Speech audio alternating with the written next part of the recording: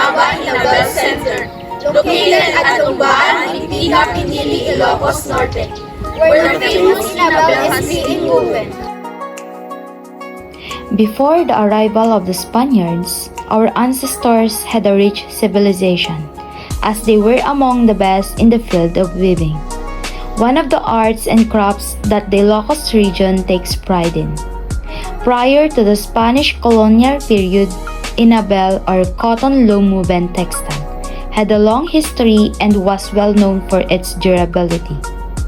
There are now only a few regions of Inabel women, most of which are middle adulthood or older women in small cities scattered around the Ilocos province, particularly in Pinili, Paway, and Sarat.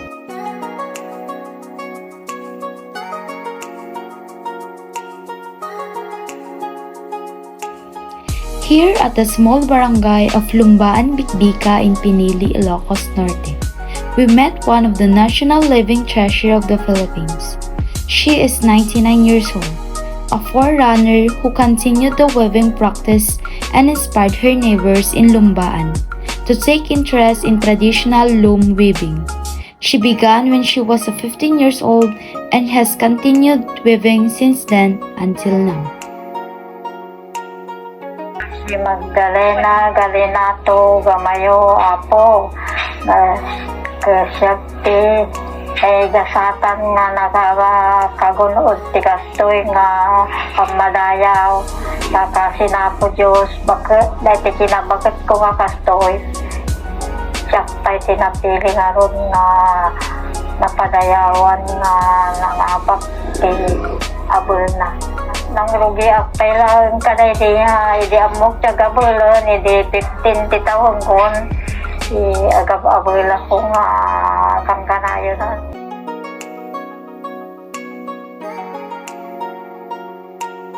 The first step is warping. The process begins with warping, where the warp yarns are arranged and measured to the desired length and width on a warping board or frame. This step involves creating the vertical threads that form the foundation of the woven fabric. The second step is rolling into warp beam. Once the warp yarns are measured and arranged, they are rolled into warp beam, which is a cylindrical roller that holds the warp threads under tension. This step ensures that the warp threads are evenly distributed and ready for the weaving process. The third step is gore on, heading to the heddles. The next step involves threading the warp threads through the heddles, which are metal or wire loops that control the pattern and sequence of the warp threads during weaving. This process requires precision and attention to detail to ensure the correct threading pattern. The fourth step is sugod. Sugod or the weaving process begins once the warp threads are properly threaded through the heddles. The weaver uses a foot pedal or hand-operated loom to raise and lower the warp threads, creating the shed through which the weft yarn is passed. The last step is weave. The final step is weaving process itself, where the weft yarn is interlaced with the warp threads to create the woven fabric. The weaver uses a shuttle or other weaving tool to pass the weft yarn through the shed, alternating the pattern to create intricate designs and patterns. This complicated process is no big deal for computerized machines, but imagine recreating the same process every day manually by sensation of their hands and feet. To properly use the wooden handloom or pagablan, relying only on instinct, practice, and innate skill to produce hand-woven textile Inabel.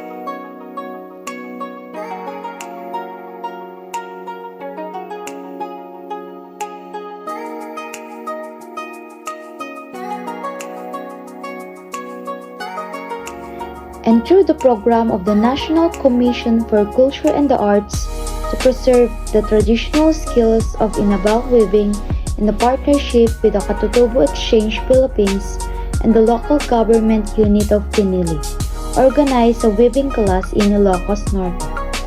The younger generation homemakers, teachers, were encouraged to keep the tradition inabal alive. Dr. Edwin Antonio, Program Director and founder of KXP, said that the program started under the guidance of Nana Dalen as she welcomes the younger generation to learn the tradition for its preservation training.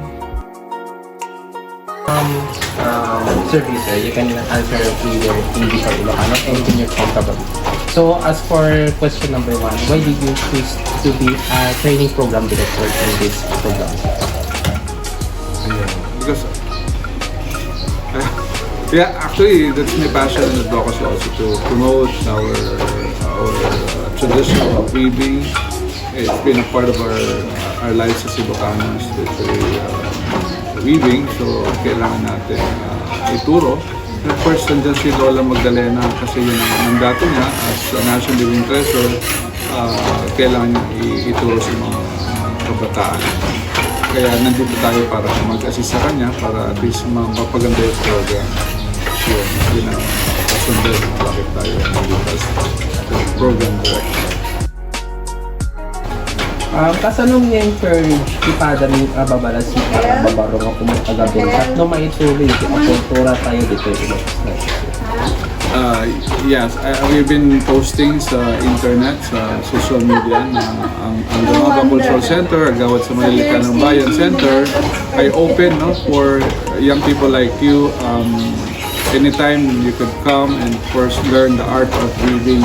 So yun, just a matter of posting sa social media para mas ma-disseminate natin information. Meron tayong libreng pag-aaral ng weaving dito sa yung Bayang Dikdika Pinili.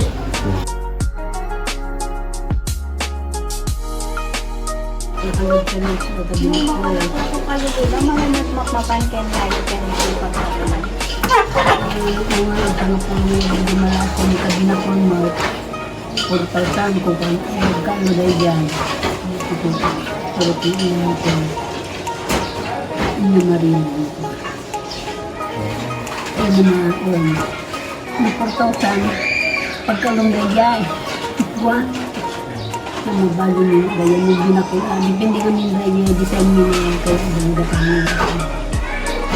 Nilagay sa akong ninyo na makaginakoy ko, hanagad, ito niya, binagay, pinagto na tawa-tawa, 500 ko niya.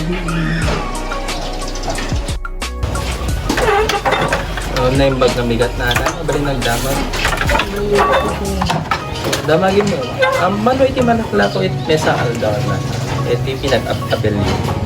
Depende gaya, makalatpang ka natin mo buno sabong ko, sa nga pulong ngayon ba, pagkalong,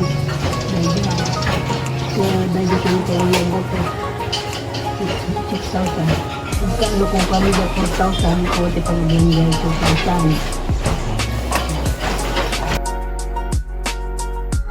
Weaving has its own set of rules, sense of value, which is fixed, thousands of meanings that expresses the weaver itself. This fertile culture woven over a long period of time continues to live on in every heart of the inabal weavers.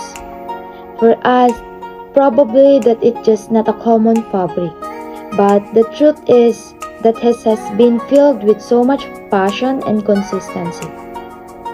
This inabal is well known and much loved for its softness, beautiful designs, and strength. This is not just a fabric, but it symbolizes the identity of Ilocanos, a symbol of the rich culture of Filipinos that is weaved and challenged through multiple phases of the handloom. Even though our country has developed change in our way of life through modern technologies, there are still things that will remain part of our culture, things that we can truly say our own. To Nana Magdalena, weaving was not only being a source of their livelihood, but an art and important part of the Ilocanos culture. Suro tayamin ko mga siagahon ta saan ko mga mapukpuko dito likod. Trabaho tayo mga babae. Napatag isutin may dayaw na yung mga Tuwaruaras ti agayo nga lubong sa galubunga. So masapol nga masursuro tayo kung mga sangapada, lalo kada kayo nagtutubo. Nana Dalen's callous hands provides life to her work, and her one-of-a-kind creations demonstrate how machines will never be able to match human creativity. This has been the legacy of a beauty in the art of weaving of our master weaver, Magdalena Gamayo. Iso tiga po na ni kastoy, ti tradisyonal nga panagaben, masapol na. Mapreserbar, masuportaran, mapagtalinaed, ken pasaya atin.